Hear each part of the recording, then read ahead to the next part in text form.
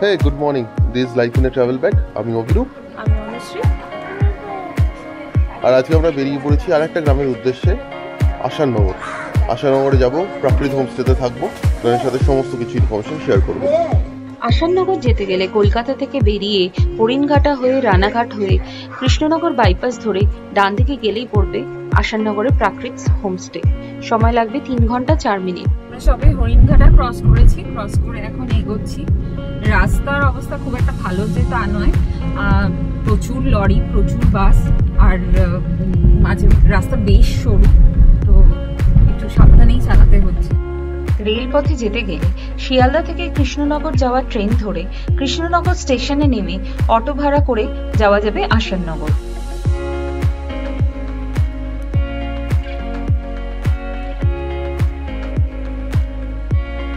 রাস্তায় জ্যাম থাকার জন্য 3 ঘন্টার রাস্তা ক্রস করতে আমাদের লেগে গেল 4 ঘন্টা। তারপর আমরা ফাইনালি পৌঁছে গেলাম প্রাকৃতিক হোমস্টে।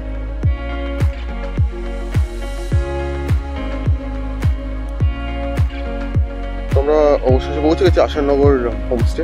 আসাননগর হোমস্টে না, প্রাকৃতিক হোমস্টে। খুব সুন্দর জায়গা, প্রচণ্ড ওয়েল মেনটেন্ড, আর এত টেস্টফুলি সাজিয়েছে। তো অলরেডি আমরা গাড়িটা ঢুকিয়ে দিচ্ছি, তো আপনাদের বাইরে থেকে দেখাচ্ছি পুরো জায়গাটা।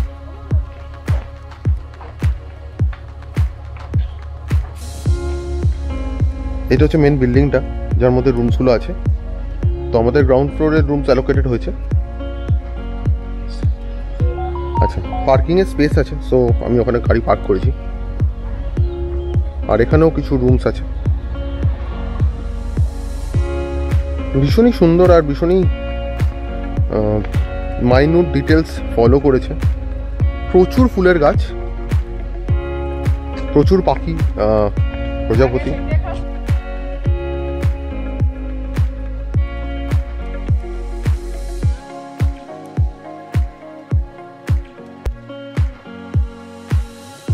এটা হচ্ছে সামনের দিকটা হোমস্টে। ভীষণই সুন্দর।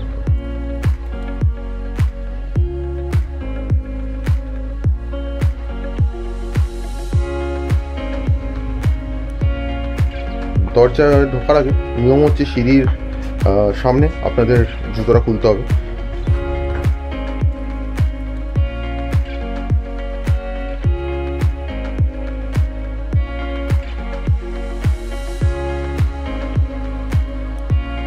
কতটা ইন্ট্রিকেট ডিটেলস ডিজাইনে। খুলে ঢুকি ভেতরে,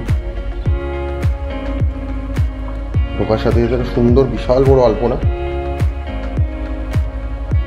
এবং এক পাশে বসার জায়গা ঘরের মধ্যে। ঘরের ওপরটা টিনের। এটা বেসিক্যালি লবি এরিয়া। তো এখানে দেখুন টিভিও আছে, সোফা আছে, একটা বিশাল বড় আলমারি আছে যার মধ্যে প্রচুর বুকস আছে।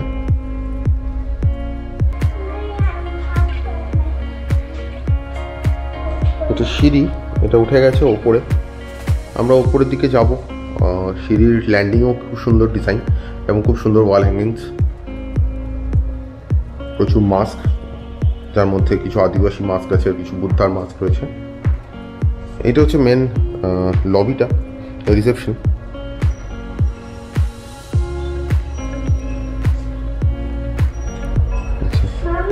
এটা হচ্ছে খাওয়ার জায়গা, খুব সুন্দর খাওয়ার জায়গা। অপূর্ব একটা ল্যাম্প শেড। এবার রুমের রিভিউটা দিয়ে দিই। অসাধারণ রুম। এটা দরজা, এটা ঢুকলাম, রুমটা বিশাল বড় একটা রুম। একটা বিশাল বড় সোফা,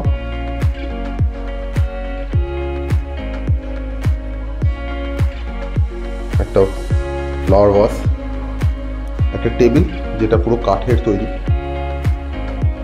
এবং টেবিলের ওপর মাটির কাপ রাখা আছে। আর অসাধারণ একটা জানলা আছে,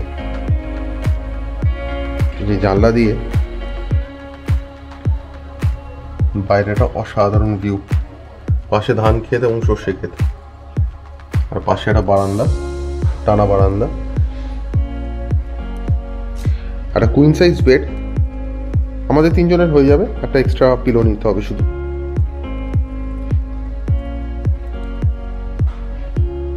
একটা মিরর,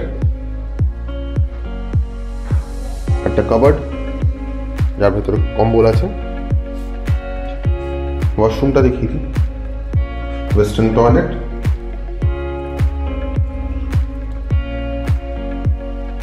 বেসিন, অ্যান্ড সবচেয়ে আকর্ষণীয় জিনিসটা দেখাই এবার, সেটা হচ্ছে এর সাথে যেই টানা বারান্দাটা রয়েছে। জাস্ট দেখুন অসাধারণ বারান্দাটা।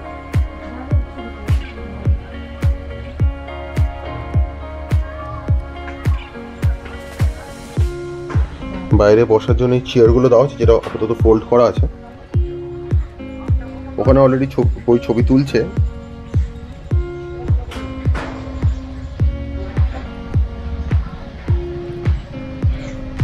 পাশাপাশি দুটো ঘর, এটাও একটা ঘর, এটা একটা ঘর। তো একতলায় দুটো ঘর, দোতলায় দুটো ঘর, তার উপরে একটা।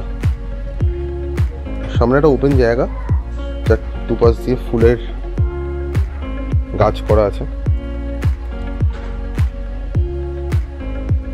আর সামনে এটা নদী, হোপফুলি, কিন্তু পানা পড়ে গেছে।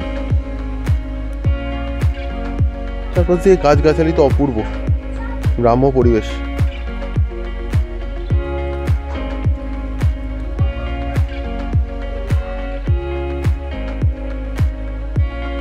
যদিও আমাদের নিচের রুম অ্যালট হয়েছিল, বাট আমরা তাও উপরে গেছিলাম ব্যালকনি থেকে ভিউটা নেওয়ার জন্য। প্রাকৃত হোমস্টেতে আমাদের রুম ভাড়া ছিল 2500 টাকা, আর খাওয়া দাওয়া মাথাপিছু 800 টাকা। ডেসক্রিপশন বক্সে বুকিং নাম্বার দেওয়া রইল। মনোরম গ্রাম্য পরিবেশের মাঝখানে এরকম একটা হোমস্টে সত্যি মন ভালো করে দেয়।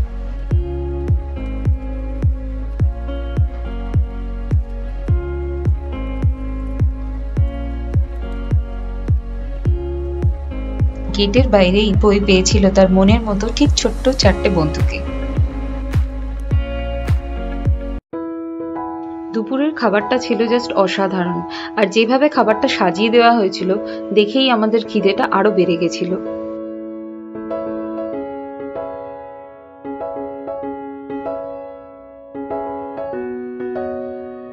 আচ্ছা, আমরা এখন প্রকৃত হোমস্টে থেকে বেরোলাম দুপুরের লাঞ্চ সেরে।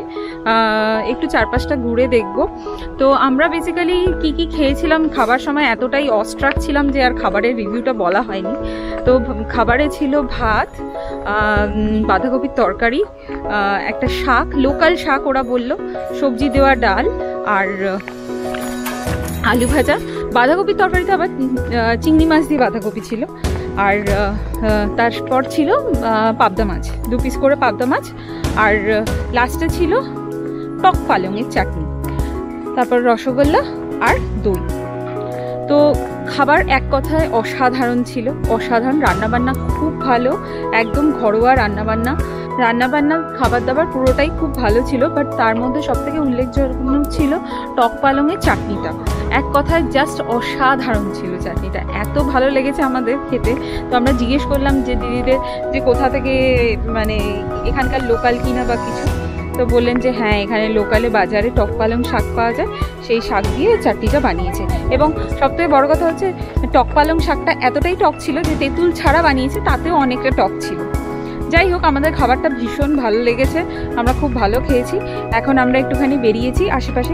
এখানে সামনে একটা নদী দেখতে পাচ্ছেন, এই নদীটাই বেসিক্যালি এখন তো কচুরিপানা ভর্তি হয়ে গেছে, বাট আসলে এই নদীটায় কিন্তু নৌকোতে আপনারা চড়ে দেখতে পারেন যদি বর্ষাকালে আসেন। তো এখন তো নদীটায় অতটা জল নেই, কচুরিপানা ভর্তি রয়েছে, ওই জন্য নৌকা চলাচলটা বন্ধ রয়েছে।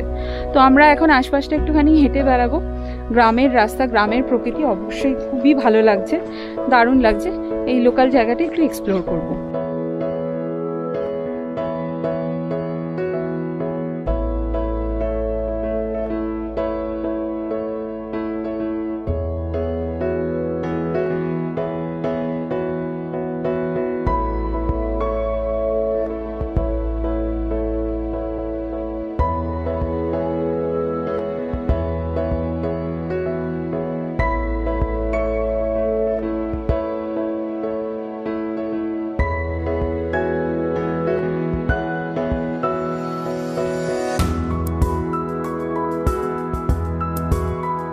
আশপাশটা ঘুরে হোমস্টেতে ফিরে দেখলাম হোমস্টের হরি কাকা খেজুর গাছে বাঁধবে বলে হাঁড়ি তৈরি করছে।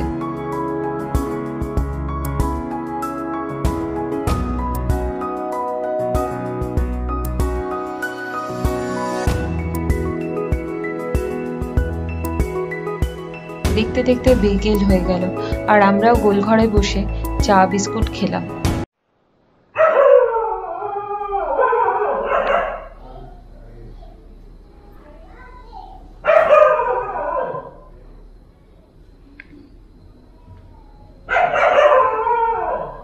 এবারের ট্রিপটা সত্যি আমরা একটুখানি রিল্যাক্স মোডে কাটাতে চাই, তাই এখান থেকে আজকে আর বিকেলবেলা কোথাও ঘুরতে যাইনি সেইভাবে গাড়ি নিয়ে। কালকে ইচ্ছা আছে যদি কৃষ্ণনগরের মিষ্টি খেয়ে তারপরে বাড়ি ফেরা যায় কলকাতার দিকে। তো আজকে আমরা এখন আপাতত বলেছি বারবিকিউ চিকেনের জন্য, তো ওরা একটু পরে হয়তো এখানে বারবিকিউ চিকেনের ব্যবস্থা করবে আমাদের জন্য। আপাতত আমরা পুরোপুরি রেস্ট নিচ্ছি। আর এখন সন্ধে হয়ে গেছে, ঠান্ডাও বেশ ভালো পড়েছে, যদিও সকাল থেকে আজকে সেরকম ঠান্ডা কিছুই লাগছিল না। আজকে সকাল থেকে ওয়েদারটা বেশ গরম গরমই লাগছিল, বাট এখন বেশ ঠান্ডাটা পড়েছে আর চারদিকটা পুরো নিস্তব্ধ নিঝুম, ভীষণ ভালো লাগছে। সন্ধেবেলা আমাদের ঘরে দিয়ে গেল এক ঝুড়ি মুড়ি আর সাথে ভেজ পকোড়া।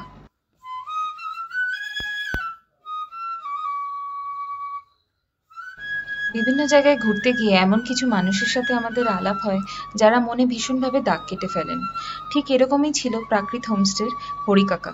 আমাদের জন্য বারবিকিউ চিকেন বানিয়ে নিয়ে উনি ঘরে গিয়ে বাঁশি বাজাচ্ছিলেন। সেই বাঁশির আওয়াজ এতই সুন্দর, এতই শ্রুতি মধুর ছিল যে তা শুনতে শুনতে সন্ধেটা অপূর্ব লাগছিল।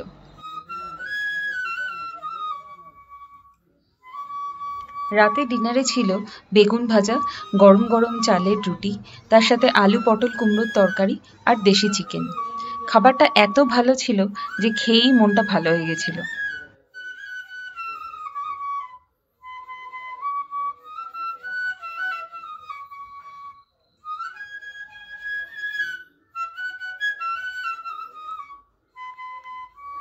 রাতে তাড়াতাড়ি খেয়ে দিয়ে নিয়ে আমরা শুতে চলে গেছিলাম।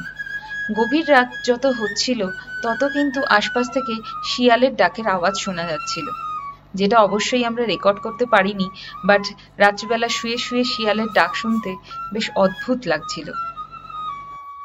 Good morning. কাল রাতে খুব ঠান্ডা ছিল, গলা বসে গেছে। সকাল সকাল এখন বেরিয়েছি। হরি কাকা আছে এখানে। হরি কাকা কালকে দেখেছি যে খেজুর গাছে হাঁড়ি বেঁধেছে, তো খেজুর রস খাওয়ার একটা প্ল্যান আছে, দেখি পাওয়া যায় কিনা। হোপফুলি পাওয়া যাবে। খেজুর রস খাবো আর আপনাদের দেখাবো। তার আগে একটু চাটা খাওয়াটা ভেরি ইম্পর্টেন্ট, সো একটু চা খাই, দেন হরি কাকাকে ধরবো, খেজুর রস খাবো, তারপর বাকি প্ল্যান।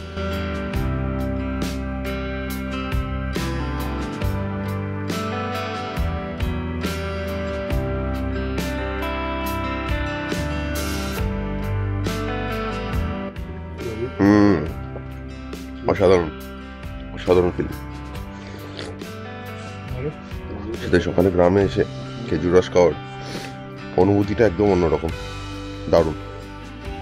সকালে উঠে ব্রেকফাস্ট করার আগে আমরা গেছিলাম বাঁধাকপির ক্ষেত থেকে বাঁধাকপি তুলতে। তারপরে ফিরে এসে ব্রেকফাস্ট করলাম লুচি আর সাথে সাদা আলুর তরকারি, যার টেস্ট জাস্ট দুর্দান্ত।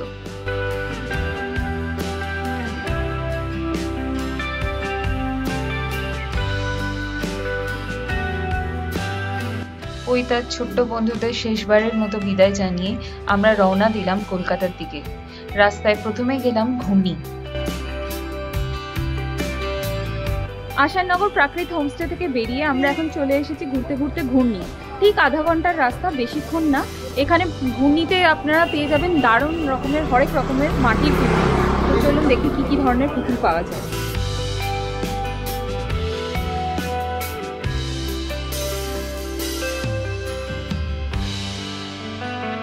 ঘূর্ণিতে পুতুলের কালেকশন ছিল দেখবার মতো। এত অপূর্ব অপূর্ব ভাস্কর্য ঘূর্ণি না গেলে আমরা জানতেই পারতাম না।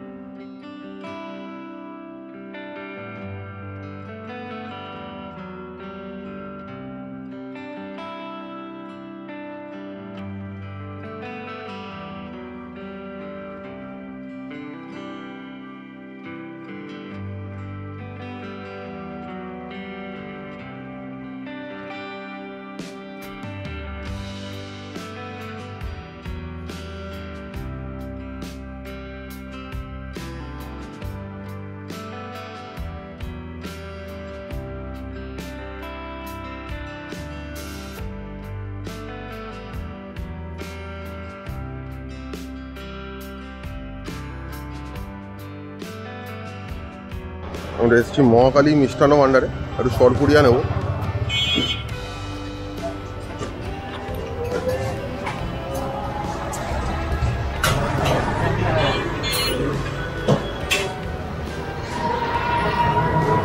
দাদাকে বলেছি অলরেডি দিতে, এই তুলছে ব্যাক করছে 450 টাকা কেজি।